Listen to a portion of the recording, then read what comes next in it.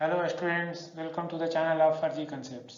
आज हम लोग IIT JEE advance 2025 paper 1 chemistry session के अंदर एक न्यूमेरिकल वैल्यू टाइप क्वेश्चन को सॉल्व करेंगे। यहाँ जो भी आपका आंसर आएगा उसे आपको 2 डेसिमल प्लेसेस तक ट्रंकेट कर देना है और यहाँ सही आंसर के लिए +4 मार्क्स और रॉन्ग या अनअटेम्प्टेड क्वेश्चन के लिए 0 मार्क्स का प्रोविजन है।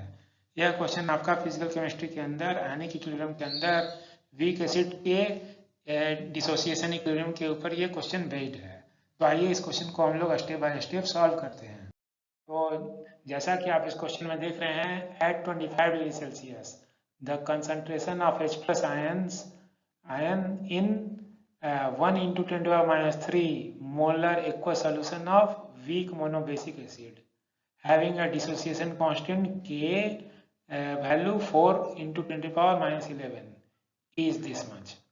तो आपको एक वीक एसिड दिया गया है, वीक मोनोबेसिक एसिड दिया गया है और उस वीक मोनोबेसिक एसिड का कंसंट्रेशन दिया गया है। ठीक है, उसका एक्वस सॉल्यूशन में कंसंट्रेशन कितना है, 10⁻³ मोलर है और उसका के वैल्यू दिया हुआ है। ठीक है, तो उससे जो H प्लस का कंसंट्रेशन आएगा उसे x इंटू 10⁻⁻7 मोलर लिखा हुआ है।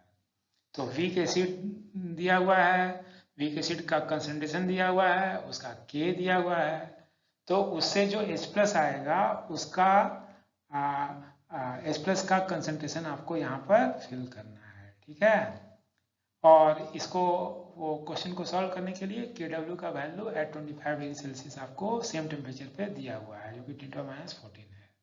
ठीक है, तो ये क्वेश्चन ना थोड़ा ट्रिकी है और इसमें देखते हैं कि कैसे हम लोग मिस्टेक कर सकते हैं। तो पहले मैं आपको ना नॉर्मल कैसे स्टूडेंट अप्रोच करेंगे तो वैसे एक बार सॉल्व करके एक नॉर्मल वीक एसिड का डिसोसिएशन इक्विलिब्रियम को लेते हैं और इस क्वेश्चन को हम लोग सॉल्व करते हैं, देखते हैं ये कहाँ पर ये इसमें मिस्टेक होगा। तो मैं आपको ये सारा का सारा विथ डेरिवेशन मैं आपको ये प्रूव करके बताऊंगा। ठीक है, तो अगर आप ये मान लीजिए कि H हमारा वीक एसिड है तो वीक एसिड का डिसोसिएशन इक्विलिब्रियम ये लिखा हुआ है। ठीक है, तो बिफोर डिसोसिएशन अगर ये सी मोलर रहे तो डिसोसिएट होने के पहले ये दोनों 0 0 है। ठीक है, ये सी मोलर है और एट इक्विलिब्रियम पे क्या हो जाएगा, हम लोग C-X मोलर लिखेंगे तो ये क्या होगा, ये भी X बनेगा, ये भी X बनेगा। तो इसका अगर आप के वैल्यू लिखें तो के वैल्यू क्या होगा, H plus concentration at equilibrium into M minus concentration at equilibrium divide by H concentration at equilibrium.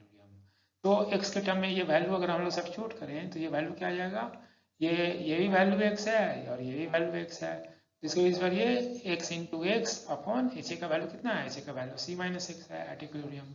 ठीक है, C-X है, तो ये जो वैल्यू कितना आ गया, ये x² अपॉन C-X आ गया। ठीक है, और यहाँ पर देखिए इसके बाद जो है ना इसका के वैल्यू बहुत ही स्मॉल है, के वैल्यू बहुत ही स्मॉल है। तो हम लोग मान सकते हैं ना कि ये x², ये C-X is approximately equal to C होगा।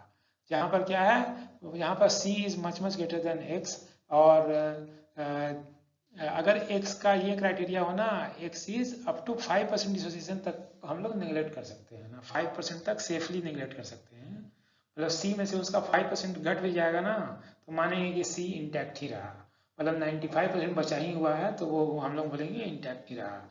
और ये के वैल्यू इतना स्मॉल है कि आप मान सकते हैं कि जो डिसोसिएशन होगा वो बहुत ही कम होगा, क्योंकि के का ऑर्डर कितना है, 10⁻11 का ऑर्डर है। ठीक है, ये वाला जस्ट हम लोग चेक करने के लिए यूज़ करेंगे, क्योंकि बाद में जब भी हम लोग अप्रोक्सीमेशन अप्लाई करते हैं तो बाद में उसे रीचेक करते हैं कि क्या ये इस लिमिट को एक्सीड तो नहीं किया।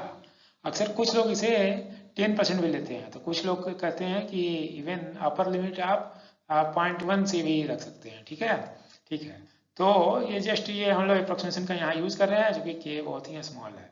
तो इसके बेस पर x क्या हो जाएगा, x का आप लिख सकते हैं x² इक्वल टू के इंटू सी और उसका स्क्वायर रूट ले लेंगे, फिर ये के इंटू सी हो गया। और जैसे ही ये वैल्यू अगर आप सब्स्टिट्यूट करें तो के का वैल्यू कितना दिया हुआ है, 4 इंटू 10⁻11 दिया हुआ है और C जो कंसंट्रेशन कितना है 1 इंटू 10⁻³ मोलर यहाँ पर दिया हुआ है। ठीक है, तो ये वैल्यू कितना आ गया, ये 4 इंटू 10⁻14 आ गया और इसका स्क्वायर रूट लेंगे तो ये स्क्वायर रूट लेने पर इसका वैल्यू 2 इंटू 10⁻7 मोलर ये x आ गया और x ही क्या है, H प्लस का कंसंट्रेशन है। ठीक है, ठीक है, लेकिन एक बार ना ये जो देखेंगे कि ये जो x का वैल्यू आया, क्या ये c के रिस्पेक्ट में बहुत ही कम है।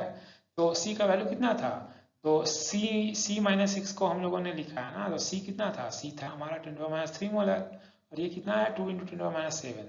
तो ये बहुत कम है, बहुत ज़्यादा कम है ना, तो इसे हम लोग सेफली नेगलेक्ट करना, हमारा जो अप्रोक्सीमेशन था वो वैलिड है।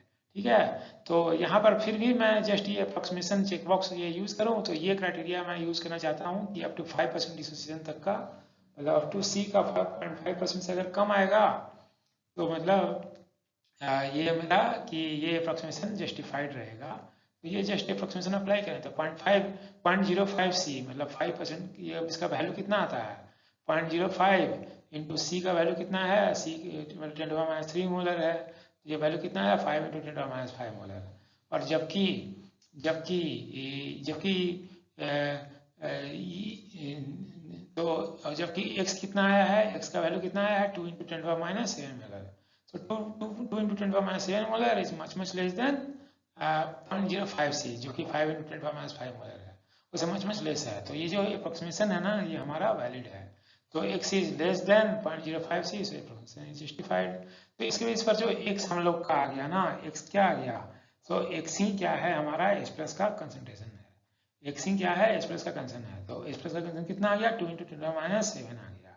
ठीक है, तो इसके बेस पर हमें यहाँ पर क्या दिया हुआ था, x × 10⁻7। तो अगर ये जो 2 आया ना, तो मतलब x का वैल्यू क्या आ जाएगा, अगर यहाँ पर आप 2 लिख दीजिएगा ना, तो ये गलत हो जाएगा, रॉन्ग हो जाएगा। क्यों ये रॉन्ग हो जाएगा ना, क्यों ये रॉन्ग होने वाला है, क्योंकि क्योंकि ये जो हम लोगों ने किया है ना, ये वीक एसिड का, सिर्फ वीक एसिड पे फोकस करके ये हम लोगों ने H+ का कंसर्न निकाला, और तो सिर्फ वीक एसिड को फोकस किया है, जबकि यहाँ पर वाटर भी है। तो ये वाला चीज जो है, ये जो हम लोग डायरेक्ट सिर्फ वीक एसिड का इक्विलिब्रियम को कंसीडर किए हैं, वाटर के इक्विलिब्रियम को कंसीडर नहीं किए हैं। तो ये वाला काम हम लोग कब करते हैं, this approach is valid till H+ concentration is more than 10⁻6 molar. लेकिन हमारा H+ कितना आ गया है यहाँ पर 10⁻7 मोलर। तो ये जो मेथड है ना, कि सिर्फ आप वीक एसिड के इक्विलिब्रियम को कंसीडर करेंगे, तो ये पार्ट आपका रॉन्ग हो जाएगा। सिर्फ आपको वाटर से आने वाले H+ को भी आपको कंसीडर करना होगा। ठीक है, तो ये अप्रोच आपका वैलिड तब होता है जब ये H+ का कंसंट्रेशन 10⁻6 मोलर से ज़्यादा होता है, लेकिन अभी क्या है वो कम हो गया है, 2 × 10⁻7 आ गया, इसलिए ये वाला आपका ये आंसर नहीं आएगा, 2 यहाँ पर आंसर नहीं होगा। तो यहाँ पर क्या है, the moment we get H+ concentration less than 10⁻6 molar, जो कि यहाँ कितना आ गया 10⁻7 मोलर आ गया। We must consider H+ contribution from water dissociation, यहाँ हमें वाटर का भी पार्ट कंसिडर करना पड़ेगा। ठीक है, तो आइए अब हम लोग वाटर का भी साइमल्टेनियस इक्विलिब्रियम कंसिडर करेंगे और देखते हैं ये कैसे सॉल्व होगा। तो यहाँ पर ये जो हम लोग क्या करेंगे कि हम लोग अब 2 इक्विलिब्रियम लिखेंगे, कि एक तो वीक एसिड का डिसोसिएशन इक्विलिब्रियम है ही, और साथ में क्या लिखेंगे, वाटर का भी डिसोसिएशन इक्विलिब्रियम लिखेंगे। तो एट इक्विलिब्रियम पर हम लोग का ये वैल्यू फाइंड करना चाहते हैं, तो हम लोग वीक एसिड का तो वैसे ही लिखेंगे। तो स्टार्ट में अगर C लिए होंगे तो उसमें से इक्विलिब्रियम पर x घटा, तो ये कितना होगा, H+ कितना बना, x बना होगा, और ये भी x बना होगा। और उसी तरह वाटर का भी लिखिए अगर, तो मैं बोलूँगा कि ये वाटर लिक्विड है, और लिक्विड वाटर का कंसंट्रेशन कितना होता है कि लिक्विड वाटर की डेंसिटी क्या होती है 1 ग्राम पर ml होती है, मतलब 1000 ग्राम पर लीटर होगा। 1000 ग्राम मतलब कितना मोल होगा, 1000 डिवाइड बाई 18, 1000 डिवाइड बाई 18 मतलब 55.55 मोल पर लीटर, तो 55.55 मोलर वाटर का कंसंट्रेशन होगा। तो वाटर का कंजम्पशन कितना है 55.55 मोलर है, क्योंकि वो प्योर वाटर है और पूरा का पूरा एक्वस मीडियम ही है ना, वो जो आपका एसिड तो बहुत कम है। तो ये 55.55 मोलर में से कितना घटाएंगे इक्विलिब्रियम पर, मान लीजिए y घट गया, इससे कितना एसिड H+ बनेगा, H+ कितना बनेगा y बनेगा, और OH- में कितना बनेगा y ही बनेगा। ठीक है, तो ये अगर आइसोलेशन में होता तब, ये दोनों इक्विलिब्रियम ना सेम कंटेनर में है, दोनों क्या है सेम कंटेनर के अंदर है। ठीक है, सेम कंटेनर में है, तो कुछ H+ आपका कहाँ से आएगा, कुछ H+ इसकी HA के डिसोसिएशन आएगा, और कुछ H+ आपका वाटर के डिसोसिएशन से आएगा। ठीक है, तो आपको दोनों का पार्ट करना है, तो यहाँ से x आ रहा है और यहाँ से y आ रहा है, तो ये वाला y वाला पार्ट ना इसमें ऐड हो जाएगा, और और यहाँ से जो x आया ना वो वाला आप क्या होगा इसमें ऐड हो जाएगा, ठीक है। तो ये आपका क्योंकि सेम कंटेनर के अंदर H प्लस है तो आप डिस्टिंग्विश नहीं करेंगे कि कौन सा H प्लस कौन किसके थ्रू है, क्योंकि तो यहाँ पर H प्लस कितना हो गया, ये x प्लस वाई हो गया, x प्लस वाई मोलर हो गया, ठीक है। ये हमारा साइमल्टेनियस इक्विलिब्रियम है, ठीक है। अब हम लोग क्या करेंगे ना कि अब हम लोग ये k लिखेंगे। k इक्विलिब्रियम कांस्टेंट होता है जो कंजर्वेशन के इंडिपेंडेंट होता है, ठीक है। तो k का एक्सप्रेशन वैसा ही था, ठीक है। लेकिन यहाँ पर अगर हम लोग वैल्यू सब्स्टिट्यूट करें तो H प्लस कंजन कितना है, H प्लस कंजन कितना है, x प्लस वाई मोलर है, तो x प्लस वाई है। और a माइनस कितना है, ये x है। और HA कितना बचा हुआ है, HA बचा हुआ है हमारा C माइनस एक्स बचा हुआ है, C माइनस एक्स बचा हुआ है, ठीक है, ठीक है। तो ये है हमारा, ठीक है। तो ये हमारा मेन एम है H प्लस कंजन फाइंड करना, है ना, H प्लस कंजन फाइंड करना फ्रॉम साइमल्टेनियस इक्विलिब्रियम, ठीक है। तो यहाँ पर ये हमारे पास वाटर भी है, तो वाटर का इक्विलिब्रियम कांस्टेंट क्या होगा, KW हमें पता है, KW क्या लिख देंगे H plus into OH minus. और H प्लस का वैल्यू कितना हुआ है, H प्लस का वैल्यू है हमारे पास x प्लस वाई है, x प्लस वाई है। और OH माइनस कितना है, ये y है, तो ये मैंने यहाँ से लिख दिया, ठीक है, ठीक है। तो हमारा एम यहाँ पर ना H प्लस का कंजन फाइंड करना है, मतलब क्या फाइंड करना है हमें, x प्लस वाई फाइंड करना है, x प्लस वाई, ठीक है। तो यहाँ से यहाँ पर देखिए, यहाँ पर आपका सिर्फ x है, सिर्फ क्या है, सिर्फ और सिर्फ x है, और यहाँ पर भी क्या है, सिर्फ और सिर्फ x है, ठीक है। तो हम लोग चाहते हैं कि x को हटाना चाहते हैं, x को हटाना चाहते हैं, ठीक है। तो सबसे पहले हम लोग यहाँ पर y फाइंड कर लेते हैं। यहाँ पर क्या करेंगे ना, y इक्वल टू क्या लिखेंगे, KW divided by x plus y हो गया, KW divided by x plus y हो गया। और x प्लस वाई ही क्या है, x प्लस वाई ही हमारा H प्लस का कंजन है, और y क्या है, y हमारा OH माइनस का कंजन है, y क्या है, OH माइनस का कंजन है। तो इस फॉर्म में हम लोगों ने जस्ट ये लिख दिया है, जस्ट लिख दिया, ठीक है। अब इसका यूज करेंगे हम लोग, इसका यूज करेंगे यहाँ पर सब्स्टिट्यूट करके, जिससे हम लोग H प्लस का कंजन निकाल सकें, ठीक है, निकाल सकें, क्योंकि ये साइमल्टेनियस इक्विलिब्रियम है। तो हम लोग क्या करेंगे ना, क्योंकि x प्लस वाई तो ठीक है, ये H प्लस कंजन है, लेकिन x को क्या लिखें, x को क्या लिखें, तो इसे क्या करेंगे ना, ये फर्स्ट टर्म को तो मैंने वैसे ही लिखा, फर्स्ट टर्म एग्जैक्ट वैसे ही है, और ये जो सेकेंड टर्म जो x था ना, तो x को आप क्या करिए, x पे y ऐड कर दीजिए और इसे y सब्सट्रैक्ट कर दीजिए। तो ये जस्ट हम लोग मैनिपुलेशन कर रहे हैं, तो y ऐड कर दिया, y सब्सट्रैक्ट कर दिए। यहाँ पर भी x को हमें हटाना है, तो x को x पे क्या करेंगे, तो ये जो x है ना, सिर्फ और सिर्फ x पे फोकस कर रहे हैं, तो x पर क्या किए हम लोगों ने, y ऐड कर दिया और y सब्सट्रैक्ट कर दिए। तो ऐसा कर सकते हैं, ऐसा कर सकते हैं। ऐसा करने से फायदा क्या होगा ना, क्योंकि x प्लस वाई हमें पता है कि ये क्या है, H प्लस कंसंट्रेशन है, एट इक्विलिब्रियम है, क्योंकि x प्लस वाई क्या है, H plus concentration at equilibrium है। तो x प्लस वाई का वैल्यू अब हम लोग यहाँ पर सब्स्टिट्यूट कर देंगे, ठीक है। जहाँ जहाँ x प्लस वाई आ रहा है, तो x प्लस वाई पहला टर्म हमारा H प्लस कंसंट्रेशन आ गया, ठीक है। फिर दूसरा वाला जो टर्म है, यहाँ का जो x प्लस वाई है वो H प्लस है, और माइनस वाई जो है ना, माइनस वाई, तो y क्या था, y ही तो है हमारा, y वैल्यू क्या है, y ही तो OH माइनस कंसंट्रेशन है, y ही क्या है, OH माइनस कंसंट्रेशन है, वो वैल्यू कितना है, KW अपॉन H प्लस है, वो वैल्यू कितना है, KW अपॉन H प्लस है। तो ये वैल्यू आपका y का वैल्यू है। तो नीचे में भी आप वैसे ही कीजिए, नीचे में इसके डिनोमिनेटर में भी वैसे ही कीजिए। तो c की जगह पर c ही आया, और x प्लस वाई की जगह पर क्या आया, ये ब्रैकेट शुरू होने के बाद x प्लस वाई की जगह पर x आ गया, x प्लस वाई की जगह पर x आ गया, और y की जगह पर क्या है, y क्या है आपका OH माइनस कंजन है, क्योंकि KW बाई H प्लस कंजन है, ठीक है। तो ऐसा हम लोगों ने लिख दिया, ये मैनिपुलेट किया, ठीक है। इससे इससे देखिए, इससे फायदा क्या हुआ हमारा, ये जो इक्वेशन है ना, वो सारे नॉन टर्म के टर्म में आ गया। तो k का वैल्यू हमें पता है, H प्लस हमें निकालना है, एक ही अननोन है, एक ही अननोन है, इसमें क्या अननोन है, सिर्फ हमारा H प्लस कंजन अननोन है, KW हमें दिया हुआ है, C का भी वैल्यू हमें दिया हुआ है, कंजर्वेशन 10⁻³ मोलर दिया हुआ है, तो सारा का सारा चीज यहाँ पर दिया हुआ है। तो इसी को एक बार और हम लोग थोड़ा सिंप्लीफाई कर देते हैं, डिनोमिनेटर को सिंप्लीफाई कर देते हैं। तो डिनोमिनेटर के टर्म को माइनस को अंदर ले जाइए, माइनस को अंदर ले जाइएगा तो ये क्या माइनस हो जाएगा, और ये माइनस माइनस क्या हो गया, ये प्लस हो गया, माइनस माइनस प्लस हो गया, ठीक है। तो ये हम लोगों ने जस्ट सिंप्लीफाई कर दिया, और इसी को हम लोग क्या करेंगे ना, कि फर्स्ट टर्म का H प्लस तो वैसे ही है, सेकेंड टर्म का जो H प्लस है वो ब्रैकेट के अंदर लिखा हुआ है, और KW बाई H प्लस को आप OH माइनस लिख सकते हैं, KW बाई H प्लस को OH माइनस कंजर्वेशन लिख सकते हैं, ठीक है। और यहाँ का भी फर्स्ट टर्म वैसा ही है, C है, सेकेंड टर्म को भी वैसे ही लिखा हुआ है, और KW बाई H प्लस को आप OH माइनस लिख सकते हैं। तो आप ऐसा भी लिख सकते हैं, लेकिन हम लोग लिखेंगे नहीं, हम लोग क्या करेंगे ना, लिखेंगे नहीं, बस इसको ऐसे ही छोड़ देंगे। ये जो मैंने ब्लू और मार्क में दिखाया है यही आपका मेन एक्सप्रेशन है। तो इस एक्सप्रेशन को अगर आप ध्यान से देखिए तो इसमें सारे टर्म आपको पता है, के पता है, के डब्ल्यू पता है, सी पता है ना, सिर्फ एच प्लस ही अननोन है और एच प्लस निकालना है। लेकिन इस इक्वेशन को आप डायरेक्टली सॉल्व नहीं कर सकते। क्यों नहीं सॉल्व कर सकते हैं? ये क्यूबिक इक्वेशन है इन एच प्लस। क्यूबिक क्यों है?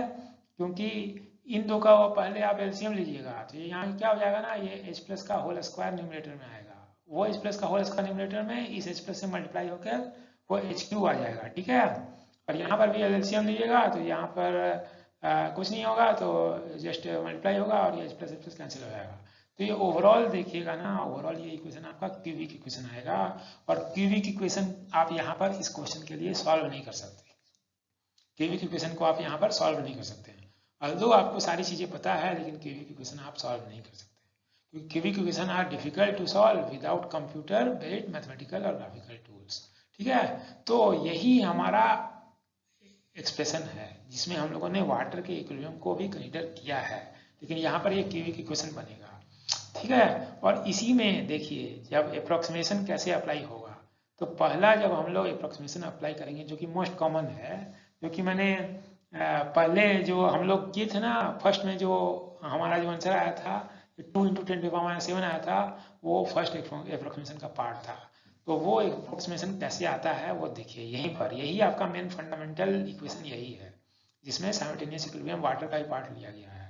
अब यहाँ पर देखिए कि अगर H प्लस का कंसेंट्रेशन अगर 10⁻⁶ मोलर से ज़्यादा होता है तो क्या होगा, क्योंकि तो H प्लस का कंसेंट्रेशन अगर 10⁻⁶ मोलर से ज़्यादा होगा तो क्या होगा, OH माइनस क्या होगा, 10⁻8 मोलर से कम होगा, क्योंकि हमें पता है कि इन दोनों का प्रोडक्ट कितना होता है, इन दोनों का प्रोडक्ट हमेशा 10⁻14 होता है। तो ये जैसे ही ज़्यादा होगा, ये 10⁻6 मोलर से ज़्यादा होगा, तो ये कितना होगा, 10⁻8 मोलर से कम होगा, ठीक है।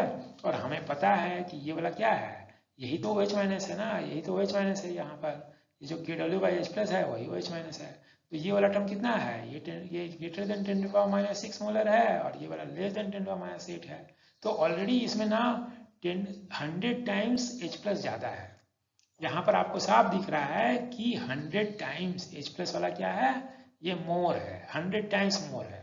तो ये जो OH माइनस है ना, तो ये बहुत कम है। H प्लस के रिस्पेक्ट में OH माइनस क्या है, बहुत कम है, तो इसको आप निगलेक्ट कर दीजिए। तो H प्लस के रिस्पेक्ट में OH माइनस बहुत कम है, तो इस टर्म को आप निगलेक्ट कर दीजिए, ठीक है। तो जैसे ही ये वाले टर्म को आप ये दो टर्म को निगलेक्ट कीजिएगा तो आपका एक्सप्रेशन क्या आ जाएगा, आपका एक्सप्रेशन क्या हो जाएगा, तो यहाँ से H प्लस है और यहाँ से H प्लस, दोनों का मल्टीप्लिकेशन क्या होगा, H प्लस का होल स्क्वायर, और नीचे में क्या बचेगा, नीचे में C माइनस H प्लस बचेगा। तो यहीं से वो अप्रोक्सीमेशन आता है कि जहाँ पर आप क्या करते हैं, इसको इस क्वेश्चन को हम लोग देखेंगे, है ना। तो यही H प्लस का कंसेंट इसमें हम लोगों ने क्या किया, तो ये जो एक्सप्रेशन है ना, ये आपका फर्स्ट जो हम लोग स्टार्ट किए थे जिसमें सिर्फ वीक एसिड के पार्ट को कंसीडर किए थे, वीक एसिड के इक्विलिब्रियम को कंसीडर किए थे, वो ही है ये। तो फर्स्ट जो हम लोग पहले लिखे थे क्या लिखे थे, x² - C-x। यहाँ हम लोगों ने वाटर को कंसीडर किया भी नहीं था और इसी को अप्रोक्सीमेट करके क्या किए थे, नीचे वाले टर्म को C-x को अप्रोक्सीमेट करके x² लिख दिए थे, ठीक है। तो और ये जो अप्रोक्सीमेशन था उसके बेस पर हम लोग क्या निकाल लेते हैं, स्क्वायर K × C था। तो ये जो हमारा मोस्ट कॉमन अप्रोक्सीमेशन था जिसमें हम लोग ये वाटर का इक्विलिब्रियम कंसीडर ही नहीं किए थे।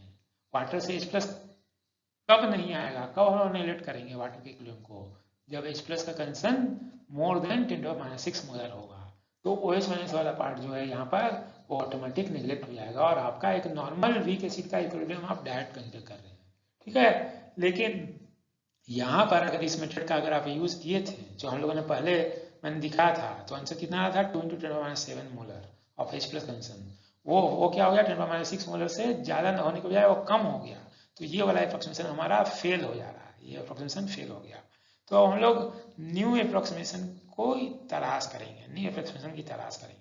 तो इसी से अगर न्यू अप्रोक्सीमेशन नंबर 2 को अगर आप देखें तो ये कैसे आएगा अप्रोक्सीमेशन, तो इसमें क्या है ना कि कि जब H प्लस का कंसंट्रेशन OH माइनस के कंसंट्रेशन के अप्रोक्सीमेटली काफी क्लोज हो जाए ऑफ द ऑर्डर ऑफ, जैसे ये 10⁻7 मोलर आ गया था, ये अगर H प्लस अगर आपका 10⁻7 मोलर होगा तो OH माइनस भी कितना होगा 10⁻7 मोलर होगा, ठीक है। तो ये वाला टर्म अगर 10⁻7 का ऑर्डर का है तो ये वाला भी टर्म 10⁻7 के ऑर्डर का ही है, तो आप इसे निगलेक्ट नहीं कर सकते हैं, ठीक है। और ये वाला भी 10⁻7 के ऑर्डर का है और ये वाला भी 10⁻7 का ऑर्डर का है, तो ये दोनों को आपस में आप कट नहीं कर सकते हैं, कोई भी एक्सेस नहीं है, ठीक है। तो यहाँ पर तो ये दोनों सेम ऑर्डर का है, सेम ऑर्डर का है, मतलब ये जो H प्लस का कंसंट्रेशन होगा वो क्या होगा, चूंकि ये आपने एसिड ऐड किया है तो ये फाइनल सोल्यूशन तो एसिडिक ही रहेगा।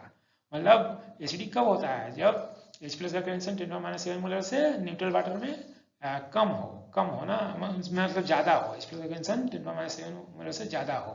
10⁻7 से ज़्यादा मतलब क्या होगा, 10⁻6 हो सकता है, 10⁻5 हो सकता है, 10⁻2 हो सकता है ना। तो ज़्यादा होना चाहिए, 10⁻7 से ज़्यादा होना चाहिए। तो लेकिन ये ऐसा हुआ कि दोनों सेम ऑर्डर का आ गया। सेम ऑर्डर का क्या क्यों आ गया, क्योंकि दोनों समझिए 10⁻6 से 10⁻7 के बीच में है ना, बीच में है, मतलब कोई बहुत ज़्यादा नहीं है, दोनों 10⁻7 के सेम ऑर्डर का आ गया। तो उस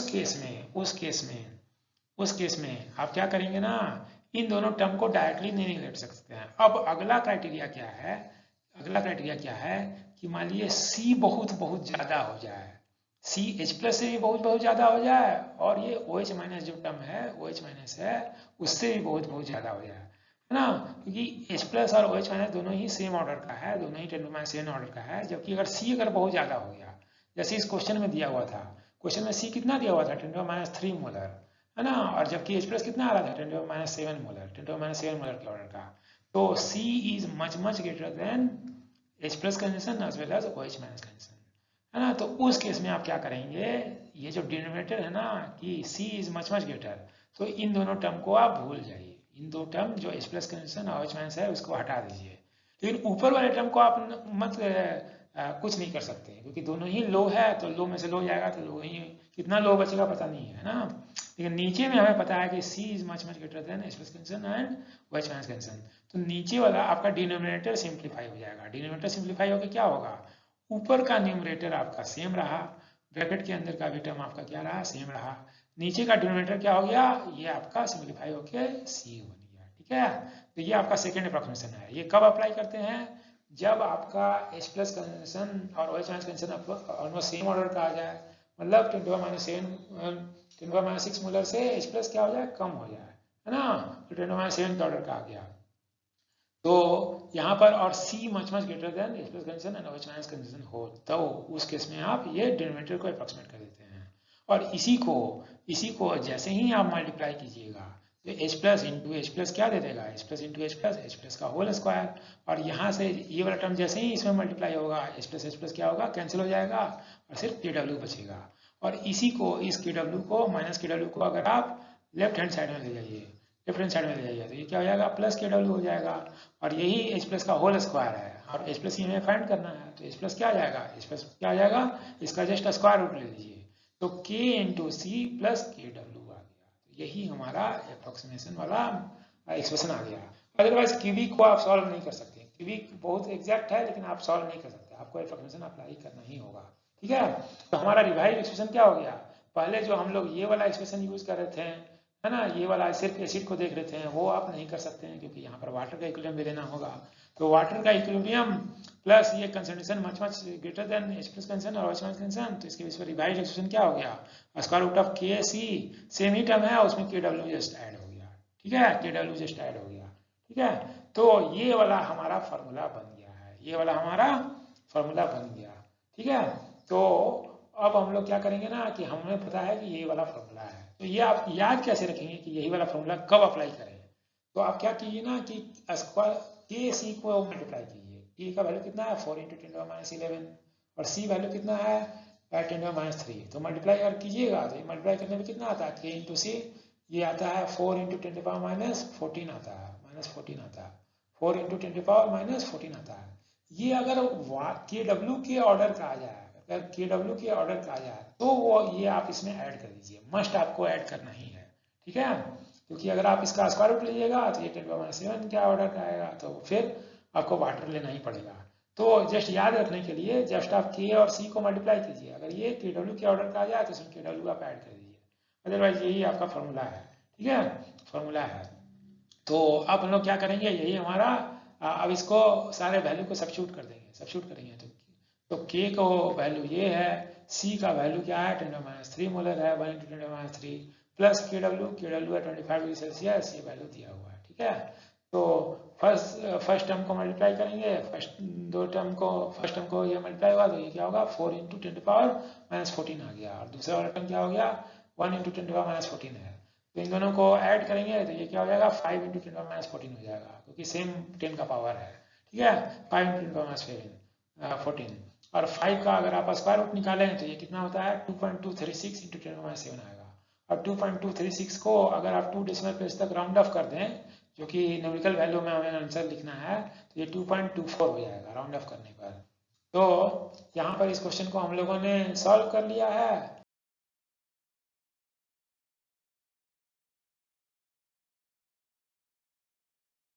थैंक्स फॉर वॉचिंग।